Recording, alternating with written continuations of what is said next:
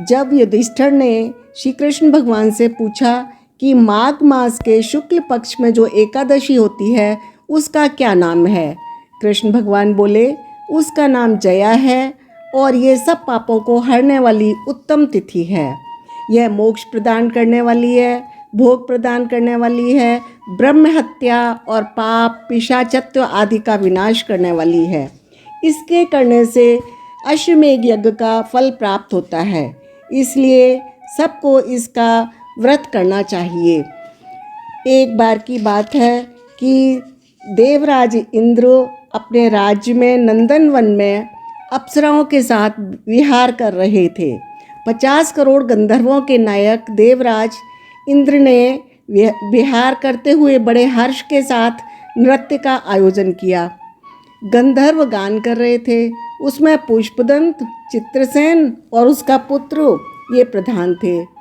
चित्रसेन की पुत्री का नाम मालिनी था और पुष्पदंत के पुत्र का नाम था माल्यवान। दोनों एक दूसरे से कुछ स्नेह और प्यार करते थे। अतः जब वो गाना गा रहे थे, गान कर रहे थे, तो एक दूसरे के रूप में मोहित होने से उसमें सुर ताल की गलतियां हो रही थी, शुद्ध गान नहीं हो पा रहा था। इससे देवराज इंद्र नाराज हो गए और उन दोनों को पिशाच होने के लिए उन्होंने अभिशाप दे दिया। इस प्रकार ये पिशाच होकर हिमालय पर्वत पर चले गए। दोनों पिशाच योनि का भयंकर दुख भोगने लगे। इससे कंदराओं में विचरते हुए एक बार पिशाच ने अपनी पत्नी पिशाचनी से कहा, हमने कौन सा पाप किया है जो यह पिशाच योनि प्राप्त हुई है। नरक का कष्ट अत्यंत भयंकर है, हमें इस तरह के पाप से बचना चाहिए। इस प्रकार चिंता मग्न होकर वे सूखते जा रहे थे। देवयोग से उन्हें माघ मास की एकादशी तिथि प्राप्त हो गई। यह तिथि बहुत उत्तम है। दोनों ने उस दिन सब प्रकार के आहार त्याग दिए, जलपान तक नहीं किया, किसी जीव की हिंसा नहीं की, यहाँ तक कि एक फल भी नहीं खाया। पीपल के नीचे दोनों बैठ गए। सूर्यास्त हो गया, रात आई, उन्हें नींद भी नहीं आई और सूर्योदय हो गया। द्वादशी का दिन आया। उन पिशाचों के द्वारा जया के उत्तम व्रत का पालन हो गया, क्योंकि उन्होंने रात में भी जागरण किया था। उस व्रत के प्रभाव से भगवान विष्णु की शक्ति से उन दोनों की पिशाचता दूर हो गई। भगवान कृष्ण बोले, युधिष्ठिर, एक बार इस तरह से करने से, व्रत करने से उनके अभिशाप वह दूर हो गया और अपने पूर्व रूप में आ गए और वही अलंकार, वही शरीर उन्हें वापस प्राप्त हो गया। वे अब इंद्र के दरबार में गए, उनको प्रणाम किया।